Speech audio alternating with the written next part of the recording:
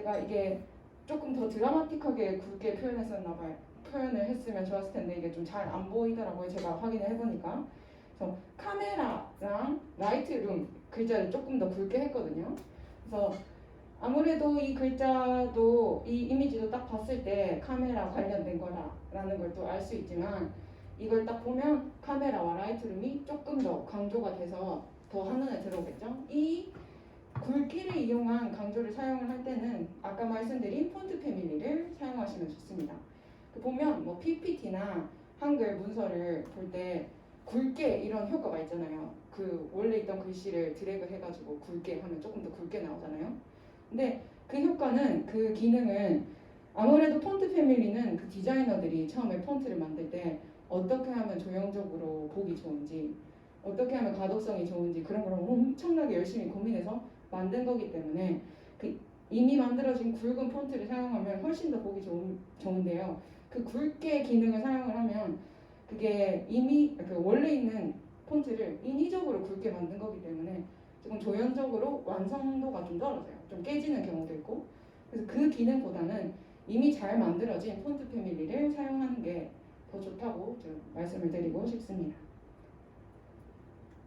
그럼 예시를 보면 이 기획안은 양반죽 기획안이었는데 사람들이 양반죽을 아플 때만 찾는다.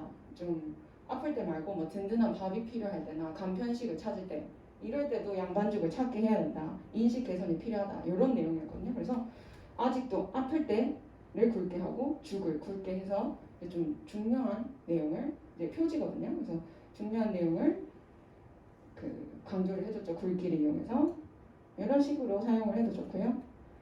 그 다음 마지막으로 도형을 이용한 강조입니다. 도형을 이용한 강조는 중요한 텍스트 배경에 사각형이나 원 등 도형을 깔아서 사용을 하는 건데요. 이건 제 밑에 예시처럼 이 마켓컬리 그 이미지 있거든요. 제가 만든 건데 이제 예시로 가져오려고 만든 건데 당신의 일상에 가장 가까운 손안의 마켓컬리인데 자, 이것과 비교해서 저거는 딱 봤을 때 손안의 마켓 이게 한눈에 딱 들어오잖아요. 이제 뒤쪽에 텍스트 뒷면에 사각형 도형을 깔음으로 인해서 일단 눈에 확 들어오고 색깔의 대비가 확실하게 되면서 눈에 딱 들어와요. 그래서 이거를 보면 뭐 당신의 일상에 가장 가까운 마켓, 손안의 마켓컬리 이렇게 보이지만 이거는 앞에 거 당신의 일상에 가장 가까운 이건 기억 못해도 손안의 마켓은 눈에 확 들어오기 때문에 아 손안의 마켓컬리 이게 좀 각인이 된다는 거예요. 이런 각인의 장치를 강조의 효과를 이용해서 마련을 해주는 게 기획서 제안서를 잘 쓰는 방법이겠죠. 그래서 이렇게 딱 정직하게 사각형을 딱 깔아주는 것도 있지만 뭐 약간 살짝 걸쳐서 깔거나 아니면 연하게 깔아서 형광펜 효과를 좀 낼 수도 있고 따옴표를 뭐 옆에 크게 깔아서 강조 효과를 주는 경우도 있잖아요. 뭐 그런 식으로 사용을 하셔도 좋습니다. 또 예시를 봐보면 이것도 알바몬에 대한 기획안이었는데 이제 알바몬이 이 페이지를 딱 봤을 때 집중해야 할 다음 인식 이게 가운데 있기도 하고 이제 도형으로 강조를 해서 한눈에 딱 들어오잖아요. 이렇게 좀 중요한 질문을 던지는 것에도 중요한 부분을 강조를 해서 표현을 해줬습니다. 그리고 이건 아까 말씀드렸던 클라우드 생드래프트 그 기획안이랑 똑같은 건데요. 그 기획안 안에서 아까 네이비 색깔과 조금 황토색, 금 색깔 빛이 나는 황토색을 포인트 컬러로 써줬다고 했잖아요.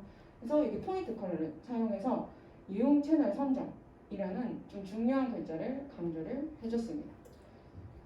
이런 식으로 뭐 사각형, 이 사각형을 이용해서 강조를 해주는 게 아마 가장 보편적으로 사용이 되는 것 같아요. 그러면 저희가 컬러를 어떻게 쓰는지, 폰트를 뭘 어떻게 쓰면 좋은지, 폰트에는 뭐가 있는지 뭐 이런 것들도 봤고 그 다음 레이아웃에 대한 내용인데 레이아웃은 좀 디자이너들도 디자인을 공부하신 분들도 좀 어려워하는 부분입니다. 이제 PPT는 가로로 긴 직사각형이에요. 프레젠테이션은 가로로 긴 직사각형에 제한된 공간 안에 많은 내용을 넣는 거잖아요. 그렇다 보니까 뭐 저희 자취를 하시는 분들은 뭐 자취방 거의 원룸에 사시니까 원룸 안에 내가 침대도 있어야 되고 책상도 있어야 되고 또 내 공간이니까 좀 예쁘게 꾸미고 싶어서 뭐 액자도 넣고 싶고 소품도 좀 넣고 싶은데 공간이 작잖아요. 그래서 그 공간을 또 어떻게 하면 좀 안정적으로 느껴질까, 보기에 좋을까, 뭐 이런 것들 열심히 고민하면서 제가 공간을 구성해요. 그거랑 똑같다고 보시면 됩니다. 이제 텍스트, 이미지, 그래프 등 디자인 구성 요소가 여러 개 막 들어가야 되는데 그거를 어떻게 효과적으로 배치할 수 있는지 고민을 하는 거예요. 그걸 레이아웃을 이제 나누는 건데, 이제 레이아웃을 나눌 때 어떻게 하면 이게 사람들이 잘 읽을 수 있을까? 가독성을 고려하고 어떻게 중요한 내용을 주목하게 할 수 있을까? 주목성을 고려하고 그리고 어떻게 하면 보기 좋을지 조형성 등을 고려해야 합니다. 근데 이게 그 연습이 필요한데요. 이게 좀 어려운 거라고 했잖아요. 그래서 몇 가지 연습이 필요하지만 몇 가지 규칙을 활용하면 충분히 가능하거든요. 근데 이 레이아웃을 나누는 건 막 저희가 방을 꾸밀 때도 침대 여기 놓고 그 책상을 여기 놓는 게 좋겠다 막 이렇게 할 때 한번 그려보잖아요. 한번 그려보고 여기에 놓으면 길이도 막 재보고 여기에 딱 들어갈지 아닐지 길이도 재보면서 미리 한번 그려봐요. 이쪽에 넣는 게 어디에 넣는 게 좋을지 한번 생각을 미리 해보잖아요. 그리고 정해놔요. 그리고 이제 가구를 배치를 하는 게 훨씬 더 효율적이잖아요. 뭐 여기에 넣는 게 좋겠다 해서 일단 사고 막 여기 넣었다가 저기 넣었다가 이렇게 하면 너무 힘듭니다. 그거랑 똑같아요. 이거 우리가 여기에 표가 2개 들어가고 텍스트가 막 이렇게 들어가는데 막 여기도 넣어봤다가 저기도 넣어봤다가 이렇게 하면 엄청 힘들거든요. 그렇기 때문에 미리 틀을 정해주는 거예요. 미리 틀을 나눠주는 거예요. 내가 넣을 요소들을. 그래서 이 레이아웃을 나누는 건 단 구성과 계층 구성, 이 그리드로 나눈다고 하는데 뭐 일단 저희가 좀 쉽게 알려드리기 위해서 단 구성과 계층 구성이 있다는 걸 말씀을 드릴게요. 단 구성과 계층 구성을 통해서 정해진 틀 안에 요소를 배치하게 되면 미리 내가 짜놨으니까 그 안에만 내용을 넣으면 되니 짜임새 있고 통일감 있는 디자인이 가능하게 됩니다. 그러면 단 구성과 계층 구성은 어떻게 하는 거지? 한번 뭔지 볼게요. 먼저 단 구성인데 단 구성은 이제 우리가 가로로 긴 직사각형 이 슬라이드를 세로 방향으로 공간을 분할해서 단을 나누는 거예요.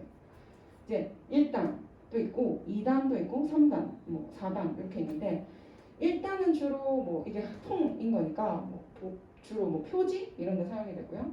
2단은 이렇게 슬라이드를 반으로 나눠서 내용을 이렇게 딱딱 넣는 거고 3단으로 나누는데 이 3단을 이런 식으로 1대2, 2대1 이렇게 나눠서 구성을 할 수 있어요. 뭐 어떤 일부 요소들을 합쳐서 구성을 할 수도 있고 그리고 4단은 뭐 4단으로 나눈 거죠. 그리고 뭐 5단 이상으로도 구성을 할 수는 있지만 이게 PPT가 사실 그렇게 엄청 큰 건 아니잖아요.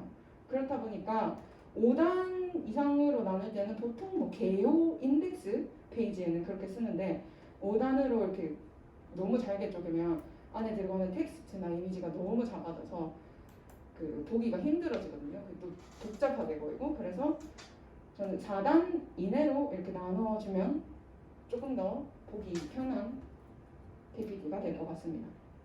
그래서 이렇게 세로로 나눠서 단을 나누는 예시들을 한번 봐볼게요.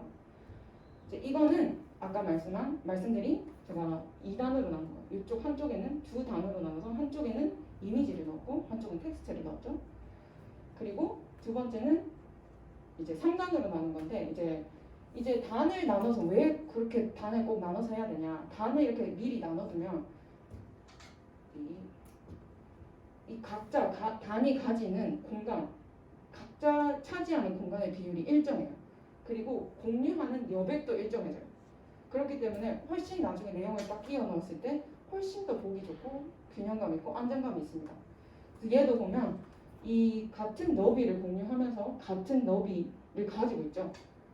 그 컨텐츠가 차지하는 너비도 같으면서 같은 여백을 공유하고 있기 때문에 훨씬 더 보기가 조형적인 거예요. 조형적으로 완성도가 높은 거고 그리고 이 예시는 1대2로 나눈 거거든요. 3단으로 나눠서 1대2로 나눈 거 그리고 마지막인 4단으로 나눠서 슬라이드를 구성한 예시입니다.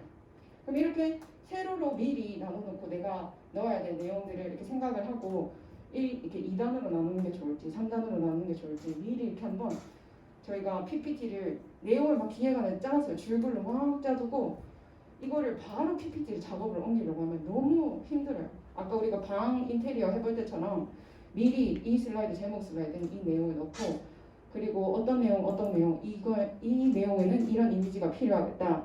이런 걸 미리 생각을 해두고 이미지를 이렇게 깔고 그 텍스트는 이렇게 단을 뭐 세 단으로 나눠서 넣으면 좀 보기 좋겠다 이런 걸 미리 생각을 하셔서 좀 PPT를 만드시면 훨씬 더 효율적이고 에너지 낭비를 덜 하면서 만드실 수 있을 거예요. 물론 처음에 이제 미리 도식화 그림으로 그려본다고 해도 나중에 경험이 없는 사람들은 하면서 수정을 해야 하는 경우도 있거든요. 근데 계속 하다 보면 그게 노하우가 쌓이다 보니까 이게 실제로 이렇게 옮기면 이렇게 보일 수도 있어. 이렇게 하면서 점점 그 수정이 필요한 경우가 줄어들 거예요. 그래서 경험을 하다 보면 이 도식화만으로 이제 그림을 그려봤을 때 내가 어떻게 구성할지 다 짜두고 나중에 작업을 할 때는 머리를 생각 안 하고 그냥 손만 움직이는 거예요. 그렇게 하면서 PPT를 만드실 수 있습니다. 그러면 이제 계층 구성인데요. 단 구성과 계층 구성이 다른 점이 뭐냐면 계층 구성은 층이라서 가로로 층을 공간을 분할하는 거예요. 그래서 가로 방향으로 공간을 나눠서 만드는 구성인데 이 계층 구성은 단 구성과 조금 다른 건 단은 아까 이렇게 정직하게 나눴잖아요. 근데 계층 구성은 층을 이렇게 딱 나눴을 때 그 층을 안에 한 층 안에 단을 또 여러 개를 나눌 수 있어요. 그렇다 보니까 조금 더 레이아웃을 다양하게 구성이 가능하거든요. 이건 좀 복잡할 수 있지만 아까도 말씀드렸는데 이렇게 뭐 내용이 들어갈 때 왜 굳이 이렇게 미리 나눠두고 하냐면 이렇게 복잡하게 아까 단 구성은 좀 간단하다 보니까 좀 구성을 할 때 쉽지만 계층 구성은 좀 복잡하잖아요. 이런 식으로 복잡하게 내용이 많이 들어가는 경우에는 미리 이 공간을 분할해 두는 게 훨씬 더 나중에 결과물이 나왔을 때 효과적으로 차이를 보이거든요. 미리 나눠놓고 넣었을 때와 그렇지 않았을 때가. 그래서 이런 식으로 단 구성과 계층 구성을 이용해서 공간을 레이아웃을 놔두고 내용들을 넣었을 때 또 훨씬 더 보기에 좋다는 걸 말씀드리고 이 예시를 또 보면 얘는 3층으로 나눴어요. 1층, 2층, 3층인데 1층과 2층은 또 단을 나눠서 2단으로 나눴죠. 그리고 이렇게 4분할된 것처럼 또 보이게 구성을 했고 얘네 세 번째, 네 번째 슬라이드는 1층, 2층 나눠졌는데 이게 이미지나 이런 크기가 보면 이 상자 하나가 이 사진 그러니까 상자 하나의 크기가 이 사진 크기의 절반이거든요. 그러니까 이런 식으로 미리 나눠놨기 때문에 이게 가능한 거예요. 이런 식으로 이게 뭐 이 사진의 크기에 따라서 그냥 자기 마음대로 이렇게 크기가 들어가게 되면 보기가 별로 좋지 않은데 이게 공간을 미리 나눠뒀기 때문에 이 사진의 크기가 이 사각형의 딱 2배가 되면서 보기가 훨씬 편안해지는 거죠. 자 그러면 이렇게 저희가 막 레이아웃을 나눠서 공간에 막 넣으면 공간 안에 이제 요소들을 막 여러 개 넣다 보면 당연히 빈 공간이 생겨요. 빈 공간이 생기는데 이 빈 공간이 막 그 빈 공간을 못 참는 분들이 있거든요. 무조건 막 채워 넣어야 되고 무조건 크게 해야 되고. 근데 이 적당한 여백은 가독성을 높이고 균형감을 줍니다. 그렇기 때문에 어떻게 하면 이 여백을 잘 좀 주는지도 아실 필요가 있어요. 그래서 이 빈 공간은 분명히 빈 공간인데 이 여백은 분명히 빈 공간이지만 시선의 흐름이나 정보의 구분에 영향을 미칩니다. 이 여백도 디자인 공부하신 분들은 아시겠지만 여백도 디자인 요소로 하나로 봐요. 그래서 일단은 저희가 PPT 이제 여백에 대한 모든 것을 알기는 좀 힘드니까 오늘 PPT에서 어떻게 여백을 쓰면 좋을지만 간단하게 말씀을 드릴게요. 이제 PPT에 내용을 막 넣었어요. 아까 말씀드린 대로 단을 이렇게 나눴고 단을 나눠서 내용을 넣었는데 이게 좋은 예시거든요. 1번 좌우 슬라이드 여백은 동일하게 보면 제가 수상자들 PPT를 이번 강의를 준비하면서 엄청 많이 봤어요. 보면 여기 좌우 여백이 안 맞는 경우가 꽤 있더라고요. 그럼에도 수상을 하셨다는 건 엄청 내용이 좋은 거겠지만 어쨌든 이 좌우 여백을 동일하게 하는 게 얼마나 중요한지 또 이 2번째 슬라이드를 보면 알 수 있어요. 이 2번째 슬라이드는 안에 내용에 여백은 막 일정하고 잘 만들어졌어요. 근데 이 여백과 저 여백이 안 맞다 보니까 전체 슬라이드의 균형이 다 깨져 보이잖아요. 그래서 이런 식으로 이 양 끝에 이 위아래에도 사실 맞춰주는 게 좋긴 하지만 이것까지 못 지켜도 좌우는 꼭 지켜줘야 된다는 거.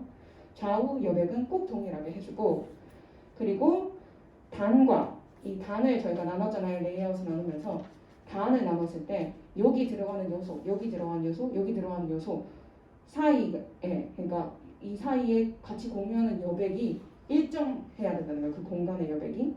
그래서 이거는 일정한 예시고 이거는 일정하지 않은 예시예요. 이거는 4단으로 나눴는데 사이사이에 여백이 일정하지 않으니까 이렇게 봤을 때는 단이 이제 공유하는 여백이 일정한 얘와 일정하지 않은 얘를 딱 봤을 때 저희는 좀 정신이 없고 어떤 게 중요한지도 모르겠는 경우가 많거든요. 저런 식으로 해두면. 그래서 단과 단 사이의 여백을 일정하게 하는 게 굉장히 중요하고, 그리고 3번 동일한 유형의 요소는 같은 간격을 두고 배치한다. 이제 마지막을 딱 봤을 때 제가 좀 연관된 요소라고 하는 건 이렇게 좀 진한 회색으로 표현했거든요. 그러니까 연관된 요소들은 조금 가깝게 같은 여백을 공유하면서 동일하게 유지하도록 하고, 조금 덜 연관된 애들은 약간 더 떨어뜨리면서 또 일정하게 여백을 유지하고 그리고 좌우 지켜주고 이런 식으로 여백을 만들어주면 전체적인 균형을 유지하면서 조형미를 살리면서 디자인을 어렵지 않게 하실 수 있습니다. 이 정도만 지켜주셔도 여백은 뭐 디자인적 요소로 막 쓰는 데는 어렵지 않으실 거예요. 자, 그리고 그 다음 이제 저희가 디자인 기본기에 대해서 한번 쭉 봤는데요. 이제 내 아이디어에 힘을 실어주는 디자인. 그러니까 저희가 뭐 공모전에 기획안을 이렇게 내면 어떤 문제점에 대한 해결 방안을 저희가 제시하는 거고 제안하는 거고, 그러려면 그거에 대한 근거가 필요하잖아요. 그 근거를 위한 데이터들이 표, 그래프로 나타나는데 이 표와 그래프를 또 어떻게 하면 조금 더 직관적이고 내 주장에 힘을 실어주게끔 표현을 할 수 있는지 보겠습니다. 자, 직관적인 표 디자인. 이제 표는 이제 다른 뭐 그래프에 비해서 좀 데이터가 많아요. 그리고 심지어 글자로 돼 있어요. 그래서 이 표가 많은 문서는 단조로울 수도 있고 좀 심하면 지루하기까지 합니다. 그래서 근데 어쩔 수 없이 표가 들어가야 하는 경우들이 분명 있잖아요. 그래서 이 표를 나타낼 때는 이 표는 읽을 때 직관적이지도 않고 해석하는데 시간도 많이 들기 때문에 사람들이 딱 봤을 때 해석을 할 필요 없게끔, 제가 여기 오른쪽 예시로 르노 삼성 판매량이 가장 큰 폭으로 감소라고 이 표의 결론을 써놨음에도 불구하고 표를 이해하려면 이렇게 막 하나하나 봐야 돼요. 이게 친절하지 않은 디자인인 거죠. 그렇지만 이제 직관적인 표를 디자인할 때는 이 두 가지 방법을 써서 해주시면 조금 더 보기 좋고 직관적으로 디자인을 하실 수가 있는데, 일단은 표가 가진 서식을 단순화해서 복잡도를 낮추는 게 좋습니다. 이게 제가 PPT 딱 해서 표를 딱 만들면 기본으로 나오는 그 서식을 사용한 건데요. 사실 여기 막 배경이 깔려있어요. 이렇게 파란색, 흰색, 파란색, 흰색 몰래 깔려있는데 잘 안 보이실 텐데 그 서식을 다 없애주고 뒤에 배경은 그냥 하얗게 복잡도를 최대한 낮췄습니다. 그리고 가장 중요한 데이터만 서식을 차별화하는 거예요. 일단 여기서 주인공은 뭐 안 좋은 예시지만 르노 삼성 판매량이 가장 큰 폭으로 감소해요. 그래서 주인공은 르노 삼성이기 때문에 르노 삼성에 있는 행만 이제 서식을 다르게 해주는 거예요. 뭐 여기서 전체 증감률 마이너스 24.00% 저거를 저게 제가 굵게 표현했지만 저거를 다른 색깔로, 저 숫자만 다른 색깔로 표현하거나 크기를 조금 더 키우면 사실 더 직관적으로 더 보기가 좋겠죠. 이런 식으로 표를 만들어 주시면 조금 더 사람들한테 이해하기가 빨리 이해하게 하고 읽기가 피곤하지 않게끔 제안서를 만들 수 있습니다. 그 다음 그래프 디자인인데요. 그래프는 방금 봤던 표보다는 조금 더 시각적인 디자인 요소예요. 그렇지만 표도 보면 하나하나 해석을 해줘야 되거든요.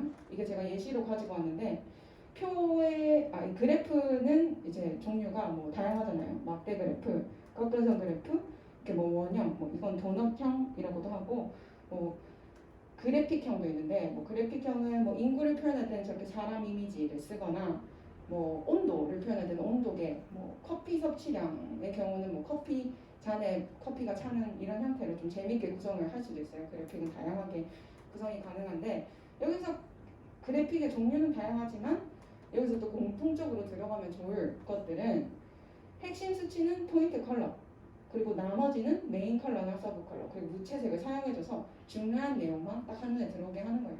다 제가 오늘 말했던 맥락이 사실은 다 똑같아요. 그래서 이제 텍스트의 크기나 굵기에 강약을 주면서 아까 계속 말씀드렸던 중요한 내용을 포인트 컬러를 써주거나 크기를 키우거나 이런 식으로 해서 한눈에 들어오게끔 사람들이 이해하기 쉬운 디자인을 해줘야 된다. 이렇게 말씀을 드립니다. 자, 그러면 이제 디자인 기본기도 봤고 표 그래프 이런 걸 어떻게 디자인하는지도 봤는데 저희가 실전으로 조금 넘어가서 좀 감각 키우기 연습을 한번 해볼게요. 이제 제가 그 공모전 수상작들의 예시를 가지고 왔거든요. 그 슬라이드에서 내용이 엄청 좋지만 디자인이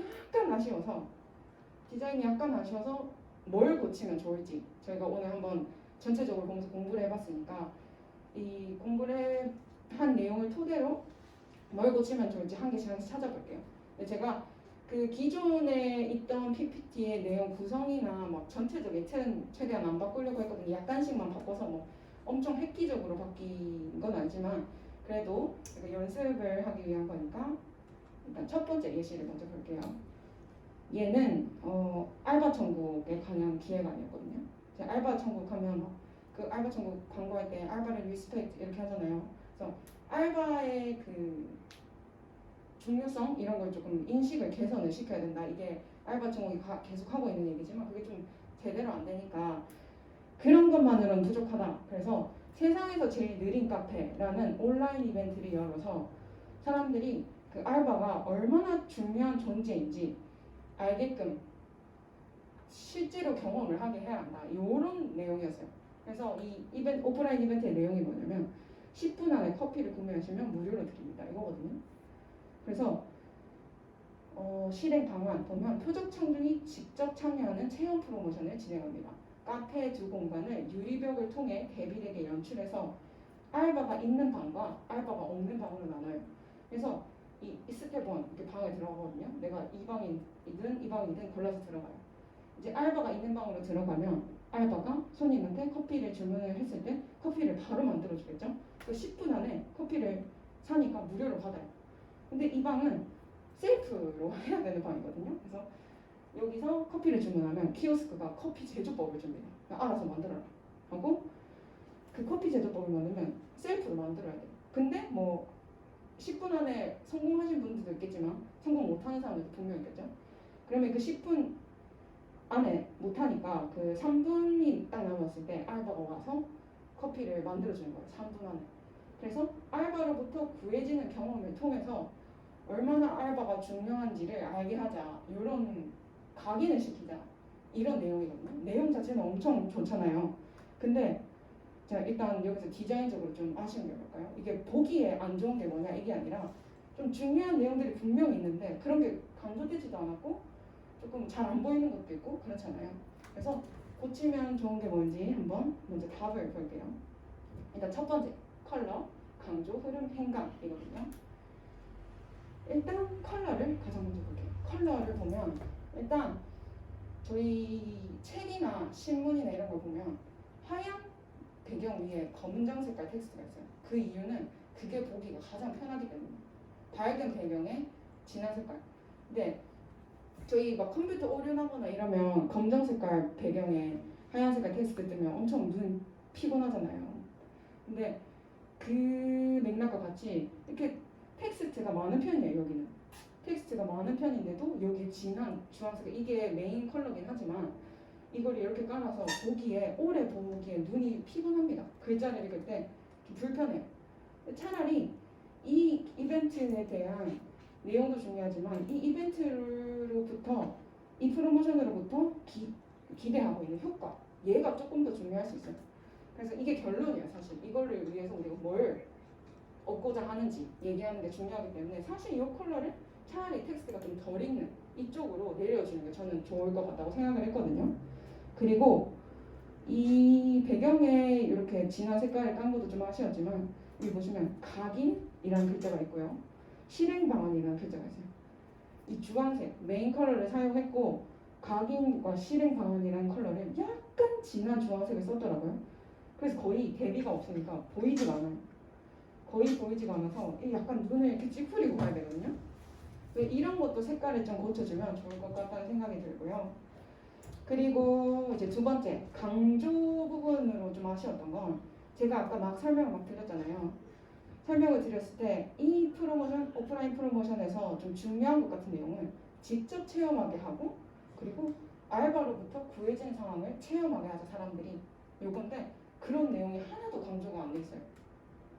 그래서 여기도 한번 들어가고 여기도 한번 들어가는데 여기에도 강조가 안 돼 있고 여기도 강조가 안 돼 있으니까 이게 좋은 내용이면 분명한데 사람들이 하나하나 심사위원들도 사람이니까 이제 다 최대한 꼼꼼히 읽어보시겠죠. 사람들이 이제 학생분들이 엄청 맨날 며칠 밤을 새서 고생한 기획안이니까. 근데 그 심사위원도 사람이니까 읽다가 좀 피곤할 수도 있어요.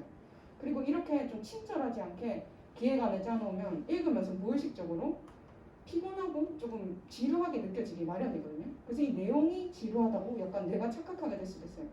그래서 그런 점을 잘 생각해서 디자인을 할 때는 멋지게 하는 것보다 어떻게 최대한 내가 친절하게 내 내용을 잘 전달할 수 있는지 항상 염두에 두면서 그 내용을 짜주시면 좋을 것 같아요.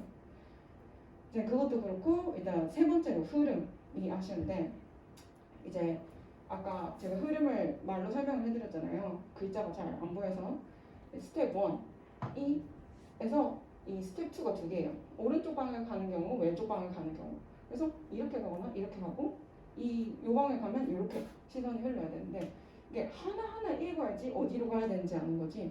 이게 좀 간단하게 화살표 같은 거라도 내 시선이 자연스럽게 무의식적으로 흐를 수 있는 그런 장치들을 좀 놔둬주면 훨씬 더 보기에 편할 것 같거든요. 근데 그런 게 없다는 게 조금 아쉬웠어요. 그리고 행간. 이 행간은 뭐냐면 이 텍스트가 있을 때 이 줄글이잖아요. 줄글에서 한 줄을 한 행이라고 해요. 행과 행 사이, 행과 행 사이를 행간이라고 하는데 이 행간이 간격이 너무 넓어서 가독성이 좀 떨어집니다. 여기도 그렇고요. 그래서 이 저 행간을 조금 더 좀 좁혀서 보기 좋게 하는 게 좋지 않나 이렇게 생각이 들어서 제가 고친 예시를 보면 이렇게 고쳤거든요. 일단 아까 밝은 배경에 텍스트가 있는 게 훨씬 눈이 보기 편하다고 했잖아요. 그래서 그 주황색 배경을 없애진 않고 원래 기본 틀은 최대한 유지하려고 했으니까 밑으로 내렸어요. 텍스트가 좀 적은 아래로 내렸고 그리고 이 틀도 최대한 유지를 했거든요. 그래서 강조 부분도 제가 아까 강조를 표현하는 방법 중 4개가 있는데 거기서 이게 텍스트가 막 많아서 도형도 여러 개 들어가 있다 보니까 도형을 이용해서 까는 것도 좀 별로인 것 같고 작은 텍스트다 보니까 색깔을 이용해서 하는 것도 좀 별로인 것 같아서 굵기를 이용해서 강조를 표현해 주는 게 좋겠다 싶었어요. 그래서 체험 프로모션과 위기 상황에서 알바로부터 구해지는 상황을 체험 이거를 조금 굵게 표현해 줬거든요. 이 밑에도 하고 알바로부터 구해지는 경험을 통해 인지 단계를 지속 이렇게 좀 중요하다고 제가 개인적으로 이 기획안을 봤을 때 중요하다고 생각된 내용을 굵게 강조를 해주면서 조금 더 사람들이 내가 말하고자 하는 내용을 조금 쉽게 받아들였으면 좋겠다 이런 마음으로 바꿔봤습니다. 그리고 흐름 아까 화살표 같은 게 좀 있어서 흐름이 자연스러웠으면 좋겠다고 했잖아요. 화살표를 붙여봤고 그리고 행간을 아까 줄과 줄 사이에 행간을 좀 좁혀서 훨씬 더 보기 좋게 바꿔봤습니다. 다음 두 번째 예시를 볼게요. 얘도 제일기획 아이디어 페스티벌 제41회 은상 수상작인데 얘도 아쉬운 게 약간 있어요. 일단 답을 또 먼저 보겠습니다. 세 가지인데 첫 번째 일단 컬러, 2번 정렬, 세 번째 여백인데요. 네, 이 기획안 주제는 에버랜드예요. 에버랜드의 로고가 여기에 이렇게 나와 있는데 주황색 에버랜드 로고는 주황색, 초록색, 보라색 이렇게 사용이 됐잖아요. 제가 생각하기에 아까 우리가 컬러가 가진 각자의 의미를 생각을 해보면 제가 생각하기에 주황색은 아까 좀 즐거움을 표현한 색깔이었어요. 그래서 즐거움이라는 의미를 좀 담아서 들어간 것 같고 초록색은 이제 에버랜드가 다른 놀이공원들보다는 좀 자연, 동물들도 막 있고 자연이 좀 많은 편이잖아요. 그래서 우리는 자연을 함께 품고 있는 놀이공원이다. 이런 걸 또 보여주고 싶어서 초록색을 넣은 것 같고, 보라색은 좀 신비로운 이런 이미지를 갖는잖아요. 환상의 나라 에버랜드니까 보라색을 넣은 것 같았어요. 그래서 요 세 가지 색깔이 이미 좋은 의미를 가지고 있는 색깔에서 따오면 좋았을 텐데, 왜 여기 이거는 핑크색이거든요. 이게 강조를 위해서 사용한 이것도 핑크색이에요. 핑크색과 민트색을 왜 썼을까? 약간 본인이 쓰고 싶은 색깔을 쓰지 않았나? 이런 생각을 약간 해봤는데, 저 브랜드 컬러에서 딱 따오면 훨씬 더 색깔을 쉽게 선택을 할 수 있었을 것 같은데, 이렇게 컬러를 쓴 것도 약간 아쉬웠고요. 그리고 두 번째, 정렬은 이렇게 끝을 맞춰서 보기 좋게 하는 것도 있지만 시선의 흐름에 영향을 미쳐요.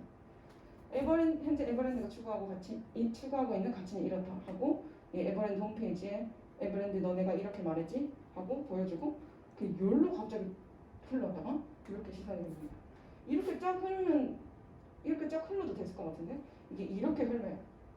그래서 요 정렬을 좀 고쳐서 시선의 흐름이 좀 자연스럽게 해주는 게 좋을 것 같고, 그리고 여백은 이제 이 상자를 통해서 좌우 여백을 맞추려고 한 것 같아요. 근데 이 밑에 아래를 보면, 아래 사각형에 들어간 이 텍스트를 보면 이 위에 여백과 여기 여백이 완전 다르잖아요. 이거를 왜 이렇게 했는지 약간 의도는 제가 잘 모르겠는데 여기를 맞춰주는 게 조금 더 보기 좋았을 것 같아요. 그래서 제가 방금 말씀드린 내용을 고친 예시가 이렇게 컬러와 정렬과 여백을 조금씩만 바꾼 거거든요. 그래서 컬러는 제가 아까 말씀드린 주황색과 초록색을 따왔는데, 보라색은 빼고 주황색과 초록색을 고른 이유는 이 기획안이 조금 공공이익에 관한 기획안이었어요. 그러니까 모두와 함께 나눈 행복이 먹는 곳. 에버랜드 너네는 모두가 행복을 느끼는 곳이라고 말하잖아. 근데 왜 그 장애인분들이 여기서 에버랜드에서 제대로 놀 수 없게끔 되어 있는 그런 환경, 그런 것에 대해서 좀 얘기를 하는 기회가 아니었거든요. 그렇다 보니까 뭐 신비로움, 환상 이런 느낌의 보라색을 쓰는 건 조금 빼야겠다 싶어서 저는 주황색과 초록색을 좀 사용했어요. 근데 너무 밝고 너무 밝은 주황색과 초록색을 쓰면 조금 그 내용이 좀 진중하다 보니까 이게 좀 가벼워지잖아요. 그래서 약간 톤을 낮춘 약간 어두운 톤의 초록색과 주황색을 사용했습니다. 그래서 컬러를 이렇게 고쳐줬고요. 그 정렬은 아까 저희가 이렇게 시선이 흐르는 걸 그냥 가운데로 몰았어요. 가운데로 몰아서 가운데 정렬을 해줘서 이런 식으로 시선이 흐르도록 정렬을 바꿔줬고, 그리고 아까 여백도 이쪽에 안 맞던 여백을 이렇게 맞춰줬습니다. 이런 식으로 바꿔주면 훨씬 보기에 좀 편하다고 생각이 들거든요. 그래서 이런 식으로 오늘 저희가 배웠던 내용들 고려해가면서 내용들을 짜면 보기에 막 엄청 멋지고 화려한 PPT까지는 아니어도 사람들이 봤을 때 불편하진 않은 친절한 PPT를 만들 수 있을 거라고 생각을 해요. 그리고 마지막 세 번째 예시거든요. 이거는 딱 보면 뭐가 일단 가장 고쳤으면 좋을까요? 고치면 뭐가 좀 나을까요? 이런 이미지들이요? 뭐 이런 것도 좀 그렇고, 먼저 색깔이 여기서 주로 쓰고 있는 색깔이 일단 뭔지도 모르겠지만 색깔이 너무 많아요. 그래서 그런데다가 이미지들도 이 컬러 톤이 하나도 안 맞고, 그런 게 좀 이게 근데 제1기획에서 금상을 수상한 작품이거든요. 그래서 엄청 또 내용이 좀 많나 봐요. 그래서 일단 고치면 좋을 것들 컬러, 정렬, 여백, 폰트 이건데, 일단 컬러 먼저 또 설명드리면, 아까 컬러는 3개 이상 안 쓰는 게 좋다고 했잖아요. 컬러가 일단 너무 많아서 뭐가 중요한지 딱 요거 하나는 알겠어요. 요거 중요하다고 얘기하는 거. 이건 눈에 딱 들어오니까. 근데 나머지는 도대체 뭐가 중요하고 뭐 얘기하고 싶은지 잘 모르겠거든요. 한눈에 안 들어오잖아요. 그래서 이 컬러들이 일단 컬러를 좀 줄이는 게 좋을 것 같고, 그리고 정렬은 이게 이 슬라이드가 보면 여기 나누고 일단 2단으로 나눴어요.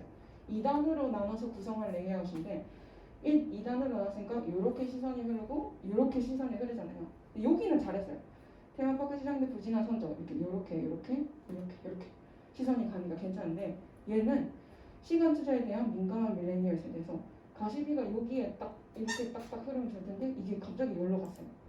요게 이 정렬이 좀 아쉬워서 정렬을 제가 좀 고치면 좋겠다 이렇게 생각을 했고, 그리고 여백은 일단 가장 먼저 보면 저 텍스트 말풍선 있잖아요. 말풍선에 텍스트가 삐져나가요. 저기에 여백을 안 준 것도 좀 아쉽고, 그리고 일단 가장 좀 아쉬웠던 건 이게 에버랜드 로고에 숫자 3이 있거든요. 이게 페이지 수를 표시하는 거예요. 몇 쪽인지. 근데 제안서에서 요게 몇 쪽인지는 그렇게 중요한 내용은 아니잖아요, 솔직히. 표시해주면 뭐 좋긴 하겠지만 무조건 있어야 되는 것도 아니고 이거 없다고 큰일 나는 것도 아닌데 이거를 쟤를 저기 가운데 맨 위에 딱 놓으면서 여기 공간에 다 못 쓰게 돼요. 아까 말씀드렸다시피 요거는 되게 작은 공간이고 제한된 공간이라서 공간을 어떻게 나누니까 되게 중요한데 이 공간을 저 숫자 3 때문에 다 못 쓰게 됐잖아요. 그래서 이 밑에 있는 내용이 되게 많은데 얘네가 좀 짓눌린 듯한 느낌이 들어요. 그래서 얘를 조금 쟤를 제가 빼지는 않았고 가로 밀었거든요. 그래서 차라리 모서리 쪽으로 밀거나 이게 공통적으로 모든 슬라이드에 공통적으로 들어가는 저런 요소들은 좀 신중하게 생각을 하셔서 배치를 해주시는 게 좋습니다. 그리고 폰트가 이게 요거도 쓰이고 요거도 쓰이고 좀 폰트가 많이 쓰였어요. 그래서 이것도 좀 줄이면 좋을 것 같아서 전체 고친 것이 이렇게. 색깔은 일단 제가 2개로 줄였고요. 아까처럼 녹색과 주황색을 썼는데 아까보단 좀 가벼운 내용에서 가벼운 주황색과 가벼운 녹색을 일부러 썼어요. 그래서 이게 지금 빔을 쏴서 보는 거라 색깔이 너무 뿌예 보이는 게 조금 아쉬운데 컬러를 일단 수를 줄였고 정렬도 아까 가시비가 이렇게 시선이 흘렀잖아요. 그러니까 가운데 좀 맞춰서 조금 더 보기 편하게 바꿨고 여백도 그 말풍선의 여백을 맞춰줘서 텍스트가 밖으로 삐져나가지 않도록 했고 여기 공간을 살려서 저기 쪽수는 그냥 옆으로 가로 밀었어요. 그리고 폰트의 개수도 2개로만 줄였거든요. 요거 대부분의 텍스트는 요걸로 쓰이고 딱 가시비를 설명하는 이 텍스트만 똑같이 그 전에 썼던 거랑 똑같이 써줬어요. 그럼 보면 아까 그 여백을 일단 보면 여기는 내용이 되게 많은데 짓눌린 느낌이잖아요. 얘만 좀 빼줬다고 조금 이게 위로 살아가면서 공간에 좀 여유가 좀 생겼어요. 딱 봤을 때 얘는 뭐가 많다. 근데 안에 들어있는 내용은 똑같아요. 얘는 좀 뭐가 좀 많은데 이런 느낌이 들지만 얘는 그래도 좀 덜 많은 느낌, 전 거보다. 이런 것들을 좀 생각을 하나씩 컬러는 괜찮은지 정렬은 어떤지 폰트는 이렇게 어떤 걸 쓰면 좋을지 몇 개 쓰는 게 좋을지 이런 거를 생각을 해보시면서 이제 다른 이제 또 조사를 막 하시다 보면 그 기업에 대해서 조사를 또 하겠지만 수상작들을 보면서 이 기획 안에 그 논리의 흐름은 어떤지 아이디어는 어떤 게 있는지 이런 것도 보실 거잖아요.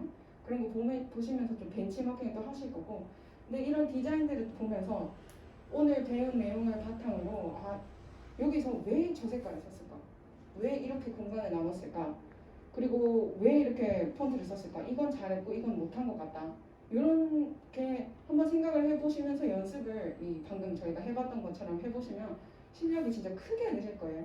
그래서 다른 기획이나 아이디어를 내는 방법 이런 것뿐만 아니라 디자인에는 너무 많은 시간을 쏟는 것보다는 어느 정도 기본기는 하는 정도로만 노력을 해도 앞으로 공모전에 참여하실 때뿐만 아니라 학교를 과제하실 때나 회사 실무에서도 엄청 유용하게 사용을 하실 수 있을 거라고 생각합니다.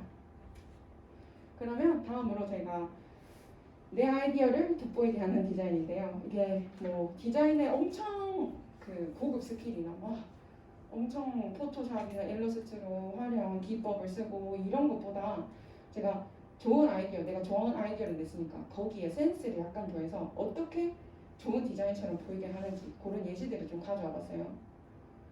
이것도 수상작에서 좀 가져왔거든요.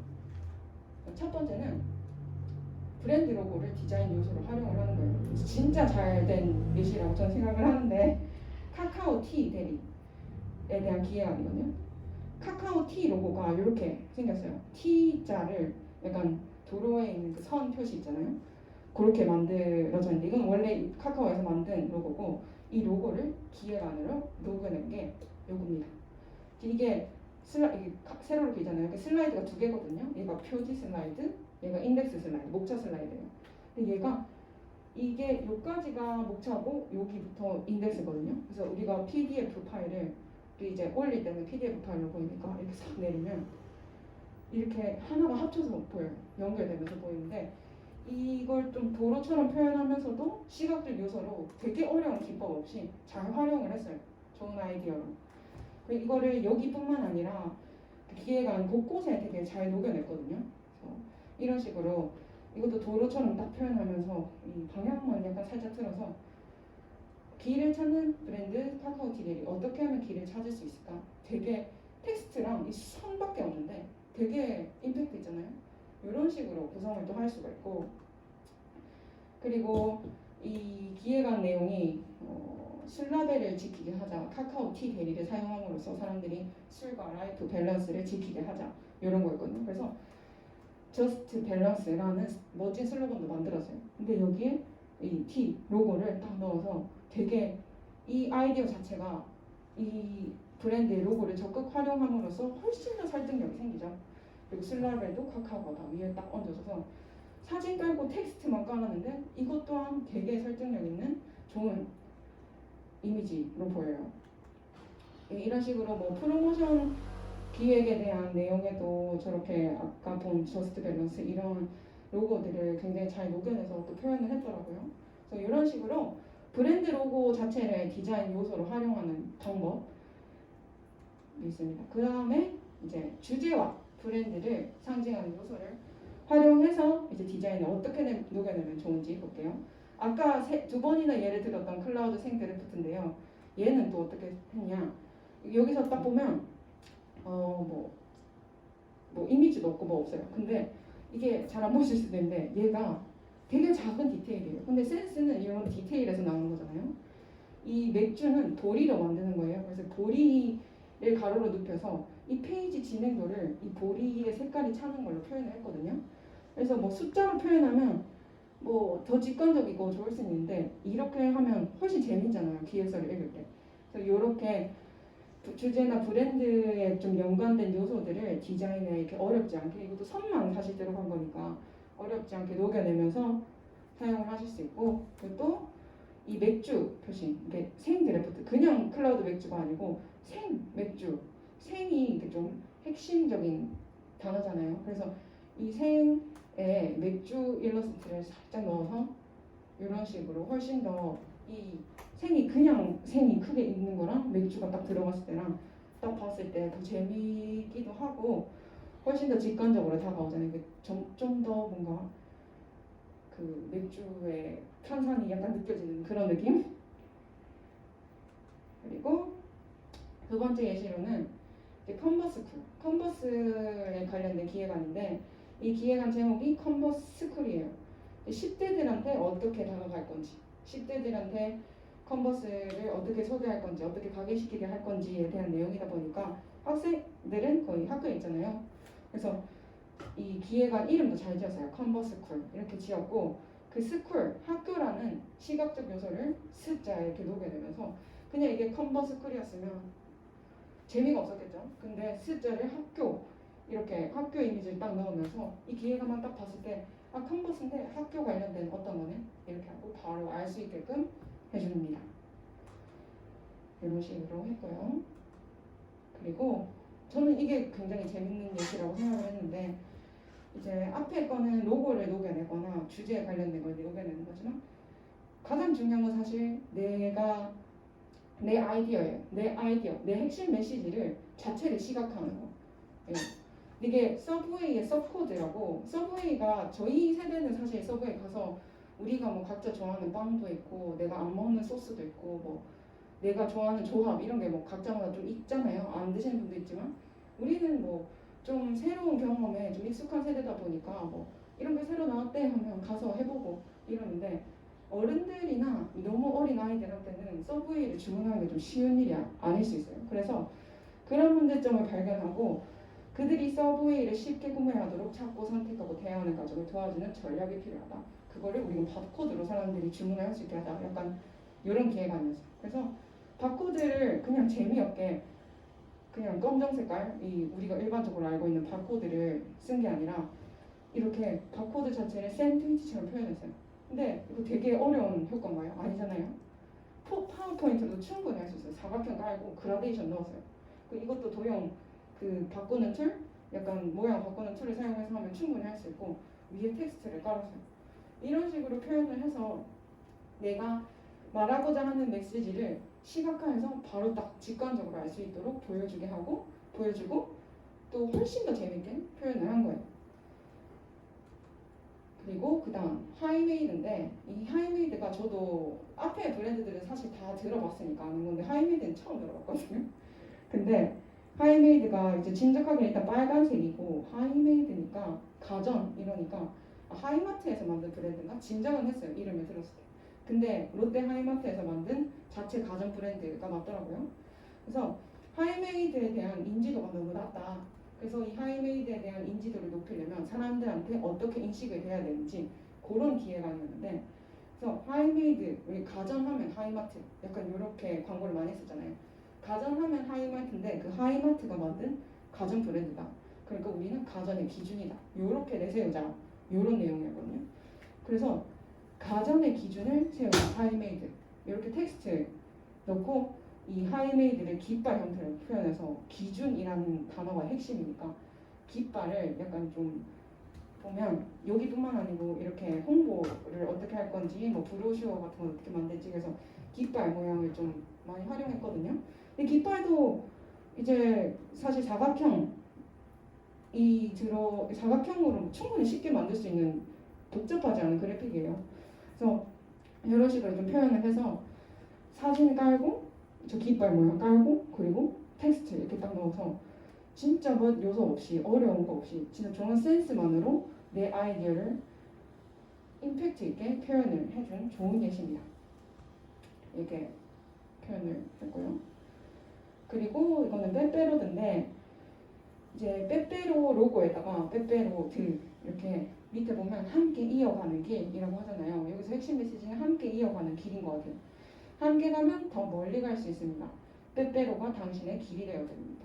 이렇게 했는데 그냥 이렇게 이 선이 없이 빼빼로드 이렇게 좀 재미없게만 있었으면 그렇게 설득력이 없었을 거예요. 근데 이 또 얘도 사실 긴 선 하나만 깔았어요. 긴 선 2개만 딱 붙여서 길게 이어지는 느낌, 멀리 가는 느낌, 그리고 함께 이어지는 느낌. 요거를 시각화한다 해서 훨씬 더 설득력 있는 메시지를 사람들한테 보여주는 거죠. 이런 식으로 아까 저희가 방금 막 본 예시들처럼 엄청 어렵고 고급 디자인 스킬이 없이도 센스만 더하면 이렇게 임팩트 있게 내 아이디어를 보여줄 수 있어요. 그래서 이제 공모전을 하면 사실 아까도 제일 처음에 말씀드렸지만 제일 중요한 건 아이디어잖아요. 내 아이디어를 잘 보여주는 게 중요한데 거기서 막 내가 이런 디자인 스킬이 없는데 나 일러스트도 못 배웠는데 포토샵도 못 배웠는데 이렇게 하면서 그런 거에 되게 시간을 낭비하거나 그런 것보다는 저는 이렇게 어려운 거 없이도 약간의 센스들만 더해서 그 자기 아이디어를 잘 보여줄 수 있다고 생각하거든요. 그래서 어떻게 하면 이 친절한 기획서 제안서를 만들 수 있는지에 좀 집중을 하시고 좀 내 디자인 스킬 이런 거에 너무 집착을 하셔서 에너지 낭비를 좀 안 하셨으면 좋겠어요. 그리고 이제 저희가 디자인을 어떻게 하면 좋은지에 대해서도 이렇게 싹 봤으니까 이제 디자인할 때 뭐 폰트도 필요하고 컬러도 추천받으면 좋고 이미지도 필요할 거고 픽토그램, PPT 템플릿 이런 다양한 소스들이 필요한데 그런 것들을 어디서 얻을 수 있는지 요거는 제가 뭐 깊은 설명이 필요하진 않으니까 간단하게 싹싹 빠르게 볼게요. 일단 가장 먼저 폰트. 이거는 뭐 거의 다 아실 거예요. 뭐 폰트는 모든 곳에서 쓰니까 눈은 이제 한글 폰트가 저희 국내 사이트니까 한글 폰트를 사용하고 한글 폰트가 모여 있는 곳이고 상업적으로 이용이 가능해요. 그리고 얘는 진짜 좋은 게 진짜 친절하거든요. 여기는 무료로 이용되는 곳인데 광고 같은 거 걸어서 수익을 내시는 것 같아요. 여기는 허용 범위, 뭐 패키지에 쓸 수 있는지, CI/BI, 로고에 쓸 수 있는지 이런 허용 범위들도 친절하게 다 나와 있어요. 검색할 수 있게. 허용 범위에 따라 검색할 수 있게 나와 있고, 그리고 폰트 형태. 아까 저희가 폰트 형태에 대해서 배웠잖아요. 고딕, 명조, 손글씨. 그런 식으로 구분해서 그 검색을 할 수 있게끔 또 해놨고, 그 제가 이렇게 전체 폰트 적용해서 청사진을 그려보자 이렇게 썼는데, 내가 원하는 글자가 각 폰트를 사용했을 때 어떻게 보이는지도 한눈에 보일 수 있게끔 해줘서 진짜 사용할 때 유용한 사이트입니다. 그리고 이 다폰트는 해외 사이트라서 거의 다 영문 폰트예요. 한글 폰트는 없고 영문 폰트만 있지만 대신에 전 세계 사람들이 이용하는 거라서 수가 엄청 많아요. 엄청 다양한데 얘는 눈누보다는 좀 덜 친절하거든요. 그래서 저작권 범위가 전부 다 다르고 이거는 이미 무료로 공개되어 있는 것들을 어떤 분이 이렇게 모아가지고 저희가 보기 편하게끔 만들어 놓은 사이트고, 이거는 좀 플랫폼 형태라서 어떤 단폰트란 사이트가 있으면 디자이너들이 뭐 폰트 디자이너들이나 뭐 다양한 사람들이 그냥 자기 폰트를 올리는 거예요.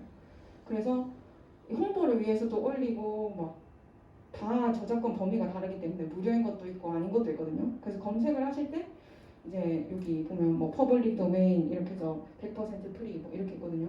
이 옵션 선택할 때 진짜 무료인지 체크를 잘 하고 옵션 선택해서 검색을 하신 다음에 이렇게 폰트를 찾으면 좋으십니다. 그리고 그 다음 컬러인데요. 컬러 사이트는 이거 3가지 정도 있는데, 일단 디자인하면 어도비잖아요. 그래서 어도비 컬러 여기가 그 예전에 이만큼 좋진 않았는데 지금은 진짜 사실 요거보다 요거만 있어도 될 것 같아요, 제 생각엔. 근데 어도비 컬러는 저희가 아까 메인색, 보조색, 포인트색 이렇게 있었잖아요. 근데 메인색을 딱 골랐어요. 내가 직방인데 직방은 거의 로고가 주황색이니까 주황색을 메인색을 골랐어. 그러면 주황색과 어울리는 조합이 필요한데 다른 데는 그냥 이미 만들어져 있는 조합만 볼 수 있거든요. 근데 여기는 내가 만약에 요 컬러를 골랐으면 어울리는 컬러들을 좀 추천을 해줘요.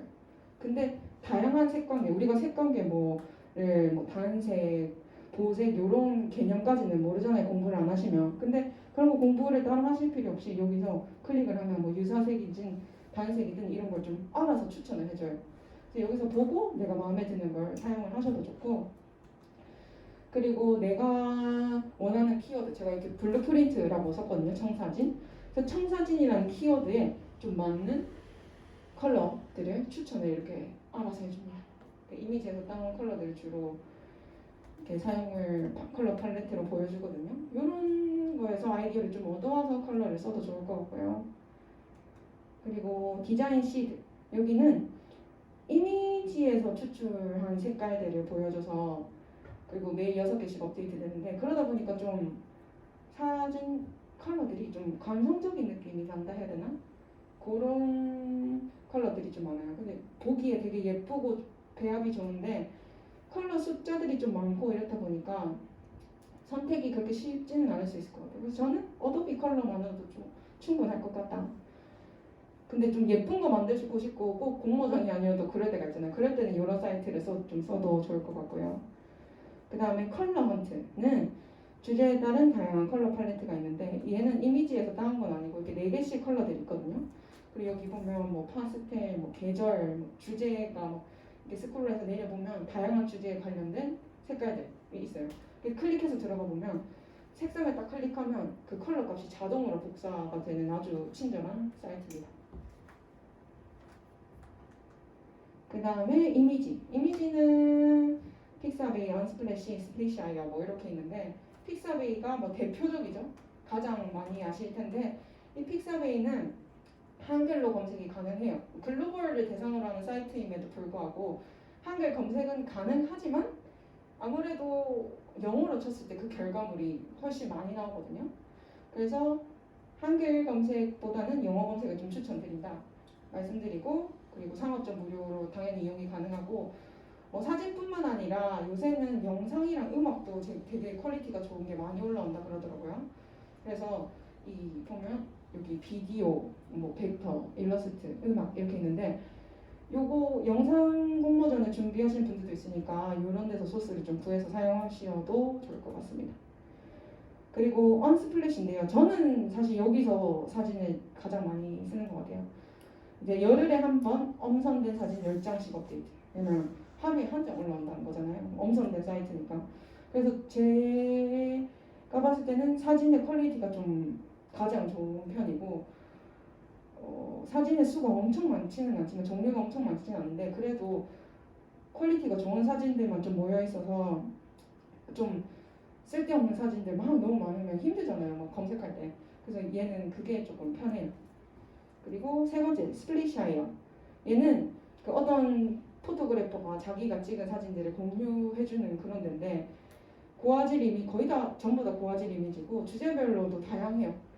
거기다가 이 스플릿샤이어가 PPT를 만드시는 분들이 배경으로 많이 쓰신대요. 그리고 이 사진은 되게 감성적이고 진짜 잡지에 막 나올 것 같은 그런 사진도 많아서 해외 언론이나 잡지에서도 자주 사용이 된다고 합니다. 이렇게 여기가 언스플래시고요. 여기가 스플릿샤이어. 이런 사진들 있습니다. 되게 작품 같은 사진들이 많죠. 그 다음 픽토그램인데요. 픽토그램이 뭔지 모르시는 분들도 있을 텐데 픽토그램은 사물이나 행위 등을 좀 상징화해서 그림 문자로 표현을 한 거예요. 뭐 아이콘 같은 거라고 좀 보시면 될 것 같은데 첫 번째로 더 나은 프로젝트. 이제 디자이너들이 시리즈로 만들어 올리는 경우가 많은데 이게 뭐 왜 좋냐면 픽토그램을 보통 쓰면 하나만 딱 쓰는 게 아니고 여러 개를 쓰는 경우가 많잖아요. 근데 이렇게 선으로 만들어진 픽토그램도 있고 뭐 색깔이 들어간 그 픽토그램도 있고 면으로만 이루어진 것도 막 있는데 이거를 얘는 이거 썼다가 어떤 건 이거 쓰고 어떤 건 저거 쓰고 이렇게 해서 통일이 되지 않으면 진짜 안 쓰니만 못하거든요. 그래서 근데 같은 선이라고 해도 선의 굵기가 약간씩 다른 거에 따라서 이 느낌이 굉장히 달라져요. 그래서 이 선도 같고 그림의 톤도 같으려면 같은 디자이너가 만든 게 좋거든요. 그렇기 때문에 내가 직접 만들지 못해도 디자이너들이 시리즈로 만들어 놓은 걸 제가 활용하면 좋으니까 근데 이제 디자이너에 따라서 이 저작권 범위가 다르대요. 그래서 저작권 범위를 다 하나씩 확인하면서 사용하시는 게 좋은데 사실상 모든 저작물은 뭐 폰트나 이미지나 영상이나 다 관계없이 사용을 하실 때마다 그 저작권을 일일이 확인하는 게 피곤하지만 가장 안전하고 가장 안전하게 저작물을 사용하는 방법이라고 생각을 해요. 그래서 꼭 픽토그램, 이미지 이런 것들을 사용하실 때 저작권을 확인해 주시면 좋을 것 같고 그다음 플래티콘 여기는 일단 프리미엄 컨텐츠라는 게 있거든요. 그런 거는 이제 회원가입을 해서 월 구독을 해야지 뭐 한 10,000원 정도였던 것 같아요. 그 결제 비용이. 네, 10,000원 안짝이었는데 그 결제를 하지 않으면 이제 무료 컨텐츠들이 근데 거의 대부분이에요. 그래서 무료 컨텐츠를 사용을 할 수 있고 얘는 그 결제를 했을 때 외부로 색상이나 크기를 수정해서 선택을 할 수 있어요. 내가 진짜 마음에 드는 게 여기 있다 이렇게 하면 결제를 하셔서 좀 사용을 하셔도 괜찮을 것 같고요.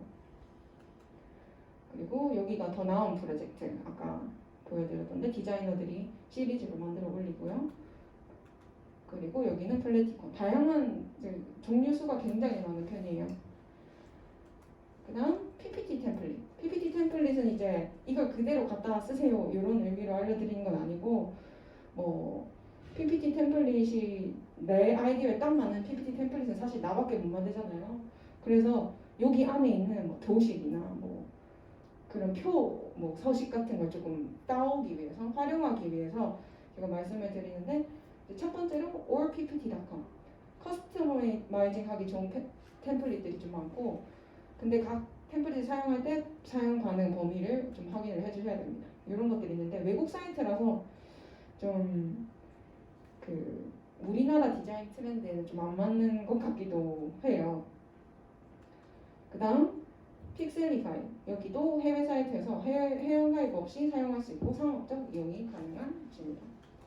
이렇게 다양한 스타일이고 얘가 아까보다는 조금 더 깔끔한 느낌의 PPT가 많은 것 같아요. 그 다음 프리픽 여기는 PPT 템플릿을 또 있긴 한데요. 그 파일들이 다 일러스트레이터로만 열 수 있어요. 어도비의 일러스트레이터로만 열 수 있어서 그 프로그램 사용하시지 못하는 분들한테는 사실 소용이 좀 없고, 대신 이제 벡터 이미지나 일러스트레이터를 사용하실 수 있는 분들한테 좀 유용한 벡터 이미지, 그 픽토그램 뿐만 아니라 사진이나 이런 다양한 소스들이 좀 있거든요. 그래서 이게 되게 디자인도 예쁜 것도 많고 종류도 되게 많아서 여기서 있는 이런 도식들, 이런 소스들 활용하면 좀 어렵지 않게 디자인을 활용을 하실 수 있을 것 같습니다. 그리고 마지막으로 배경 제거 기능이 있는 사이트인데, 이게 PPT에도 배경 제거 기능이 있잖아요. 근데 제가 써보니까 막 머리카락이 많고 좀 복잡한 이미지들은, 그리고 막 이렇게 겹쳐지면 이 사이에 것들은 잘 안 되더라고요. 특히 복잡한 건 좀 안 돼서 그 PPT에 있는 기능만으로는 좀 부족할 때 이제 리무브 백그라운드라는 사이트인데요. 머리카락이 있는 복잡한 이미지도 좀 가능히 하더라고요. 그 파일을 여기에 업로드하면 100% 자동 및 무료, 그러니까 알아서 만들어줘요. 배경을 없앤 이미지를 알아서 만들어주면 그걸 다운받아서 사용하시면 됩니다.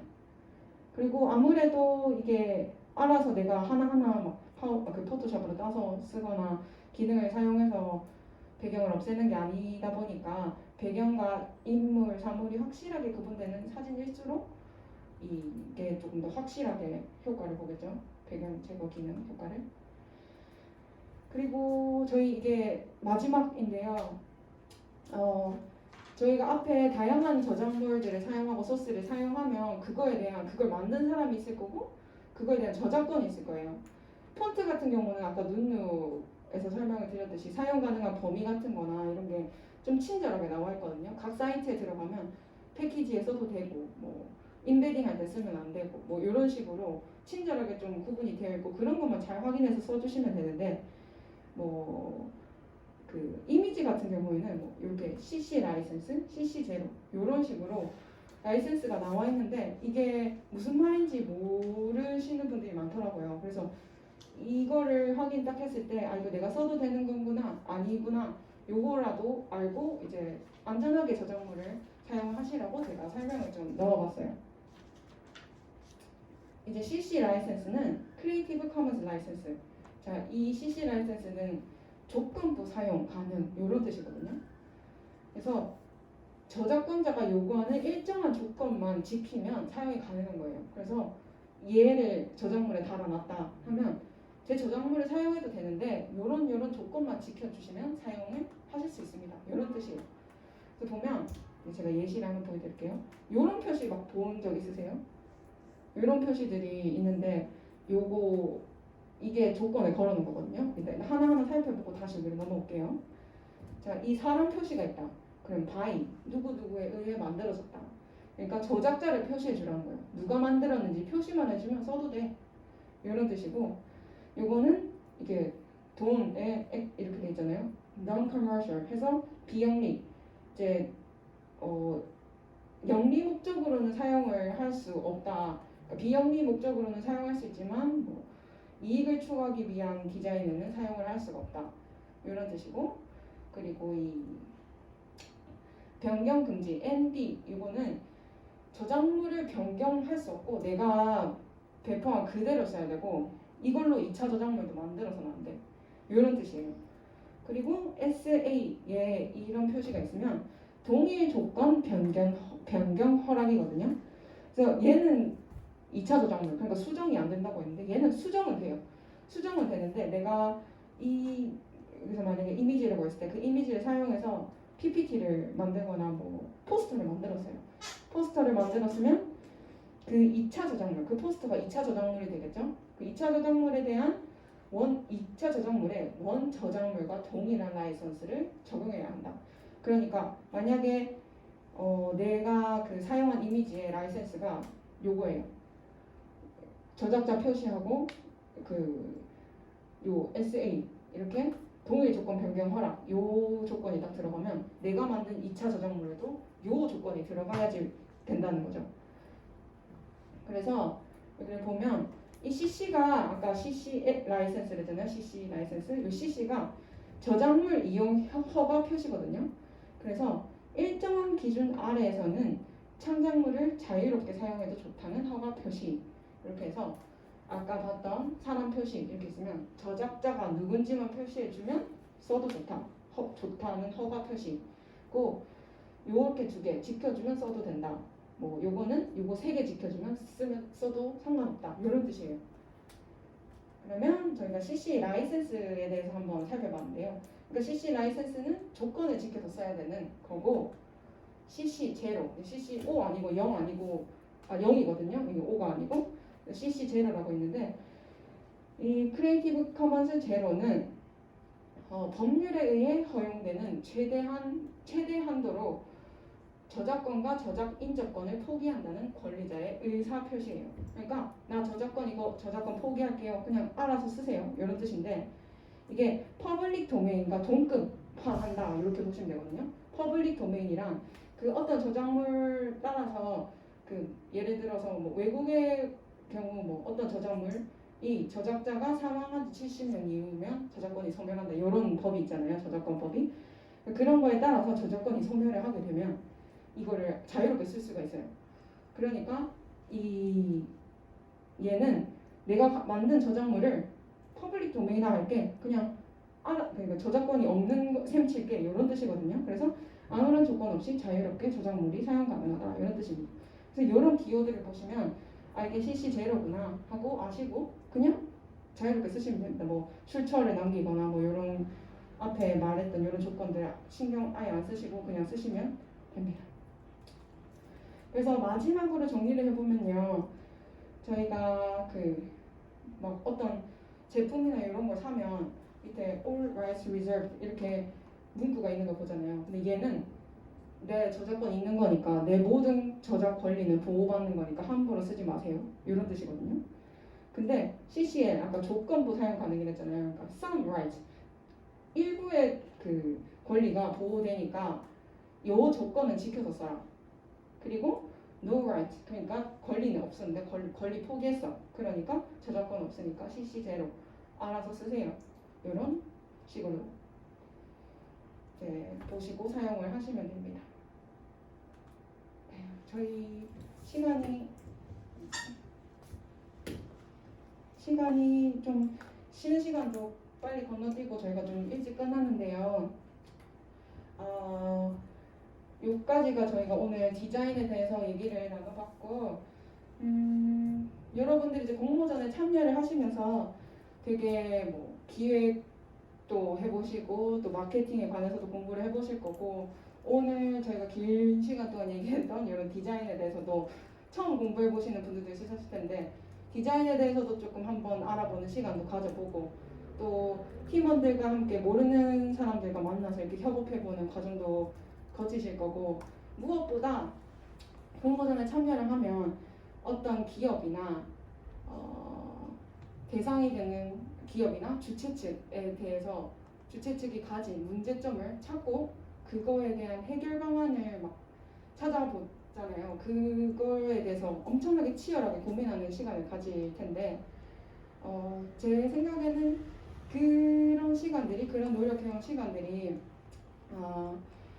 당장에는 좋은 결과로 돌아오지 않는다고 해도 나중에 분명 그런 시간을 거치면서 엄청나게 레벨업이 돼 있을 거예요. 그래서 나중에 취업 준비를 하시던 아니면 학교에서 과제를 하시거나 팀 활동을 하시거나 회사에서 직접 가셔서 실무에 뛰실 때 진짜 큰 도움이 될 거라고 저는 생각하거든요.